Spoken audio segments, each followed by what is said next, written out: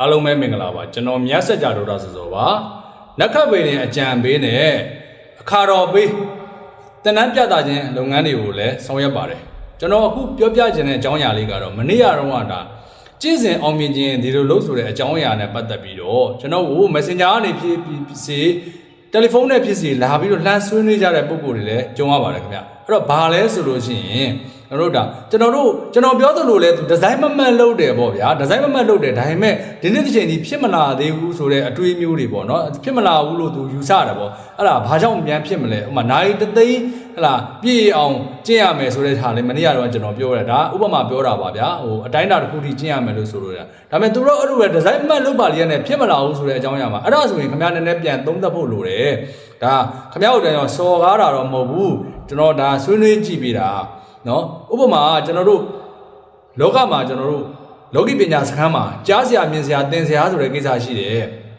အမြင်အားဖြင့်ကိုသူ့စီကနေပြီးတော့လေ့လာလိုက်တယ်အဲ့ဒီဟာလေးကိုအသုံးချတယ်ပြီးရင်နားကနေကြားတဲ့ဟာလေးကိုအသုံးချမိတယ်ပြီးရင်ကိုသင်ကြားပေးတဲ့ဆရာပေါ့အဲ့တော့ကြားစရာမြင်စရာသင်စရာတွေနဲ့ပတ်သက်ပြီးတော့နော်ကို့မှာဟလာစော်ကားမိတာမျိုးရှိသလားမေးလျော်တူထိုင်းပိုင်းခဲ့တာမျိုးတွေရှိသလားအဲ့ဒါစသည်ဖြင့်ပေါ့ပဲအဲ့ဒါလေးတွေလည်းခင်ဗျားပြန်စဉ်းစားဖို့လိုအပ်တယ်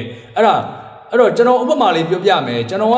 ဟလာကြတော့ငယ်စဉ်တည်းကနေပြီးတော့သင်ကြားခဲ့တဲ့ဆရာတွေရှိတယ်เนาะအဲ့ဆရာတွေအခုချိန်ထိပေါ့เนาะဟလာအဲ့ဆရာတွေနဲ့ပတ်သက်ပြီးတော့ချွတ်ဆရာတွေဆိုလို့ရှိရင်မရှိတော့ဘူးဥပမာကျွန်တော်တို့ဒါကျွန်တော်ရဲ့ဆရာအရင်ခောက်ဖြစ်တဲ့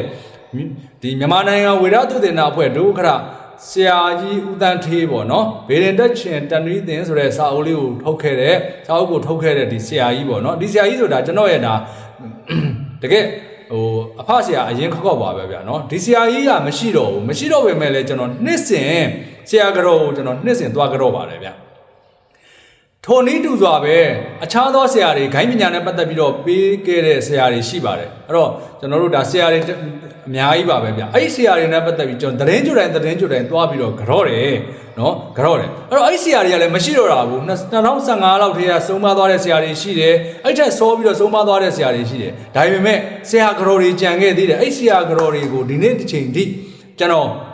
သတင်းကြိုရင်ကြောပါတယ်တချို့ဆရာကြောတွေဆိုရင်နည်းနည်းလေးဟိုသူတို့ပါရှားကြတယ်ပေါ့နော်အဲ့တော့ပါရှားကြတဲ့အတွက်ကြောင့်ကျွန်တော်လစဉ်အောင်မှပဲထောက်ပံ့ပြီးတော့ကြောတဲ့အလုပ်ကိုကျွန်တော်ဆောင်ရွက်ပါတယ်ဒါမင်္ဂလာတရားတော်နဲ့လည်းအညီပေါ့နော်ဒါဂါရောစာနိဝါရောစာဆိုတဲ့မင်္ဂလာတရားတော်နဲ့အညီလည်းဖြစ်ပါတယ်အဲ့တော့ဒါလေးတွေလုပ်တဲ့အတွက်ကြောင့်ကျွန်တော်ဆရာတွေရဲ့မေတ္တာဓာတ်တွေလည်းရရှိပါတယ်ခင်ဗျားလည်းအဲ့ဒါမျိုးတွေရောဟလာဒီခမွန်းကြီး7ပါးကြောတာမျိုးစသည်ဖြင့်ဆောင်ရွက်ကြည့်ပါလားဆိုပြီးတော့ကျွန်တော်သူ့ကိုသတိပေးလိုက်ပါတယ်သတိပေးလိုက်တဲ့ခါကျတော့သူကအဲ့ဒါမှသတိရတယ်အော်ဟုတ်တယ်ဗျာတဲ့အဲ့ဒါတချို့ဟာတွေကတော့ကျွန်တော်မလုပ်ဖြစ်ပါဘူးတဲ့အဲ့ဒါတဲ့ကျွန်တော်အဓိကတော့ကျွန်တော်ကကိုလုံးမယ်ကိုရမယ်မဟုတ်ဘူးဗျာတော့တချို့နေရာတွေမှာတော့တဲ့အဲ့လိုမျိုးမသိလိုက်ပါတာအဲ့ဒါလေးတွေရှိတတ်တယ်လို့အဲ့ဒါမျိုးရှိလို့ရှိရင်ခင်ဗျားဘာဖြစ်လဲဆိုရင်ရှေ့ကိုမရောက်ဘူးလိုရာဆန္ဒမပြေဘူးเนาะနောက်တစ်ခုကဘာလဲဆိုလို့ရှိရင်ဖုံးကြီးလို့အသက်မရှိဘူးဒီလိုလုပ်နေတဲ့ဖုံးကြီးသွားတယ်ဖုံးကြီးပြီးတော့ရှင်အသက်မရှိတတ်ဘူးအသက်ရှိပြီးတော့လည်းဖုံးကြီးတာမျိုးတွေဖြစ်တတ်တယ်ပြီးရင်အသနာလေးတွေပေါ့เนาะအဲ့ဒါမျိုးလေးတွေဖြစ်တတ်တယ်လို့အဲ့တော့ခင်ဗျားခမွန်းကြီး10ပါးကိုဟလာတစ်လတစ်ချိန်လောက်ဖြစ်တော့အနည်းဆုံးခင်ဗျားကြော့ပါပြောဟိုအကြီးကျယ်ဒီဘန်းတွေလင်မန်းတွေစသည်ဖြင့်အမပွဲတွေ10ပွဲအဲ့လိုမျိုးတွေမဟုတ်ပါဘူးရိုးဒီခမွန်းကြီး10ပါးအခြားနည်းနဲ့ကြော့လည်းရပါတယ်ပေါ့နော်ရိုးတာမန်ကြော့လည်းရပါပုံမှန်ဒီဟလာတစ်လတစ်ချိန်လောက်ဖြစ်တော့အနည်းဆုံးခင်ဗျားလုပ်ကြည့်ပါတော့လုပ်ပြီးတော့ခင်ဗျားဟလာဆောင်ရွက်ကြည့်ပါခင်ဗျားပို့ပြီးတော့ထူးခြားဖြစ်လာလိမ့်မယ်လို့ကျွန်တော်တော့သုံးသပ်မိပါတယ်လို့ကျွန်တော်ဒါပြန်ပြီးတော့ဆွေးနွေးမိပါတယ်အဲ့တော့ကျွန်တော်ရဲ့ဗေဒမိတ်ဆွေတွေလည်းဒုံနည်းတူစာပဲခမွန်းကြီး10ပါးကိုဟလာကြော့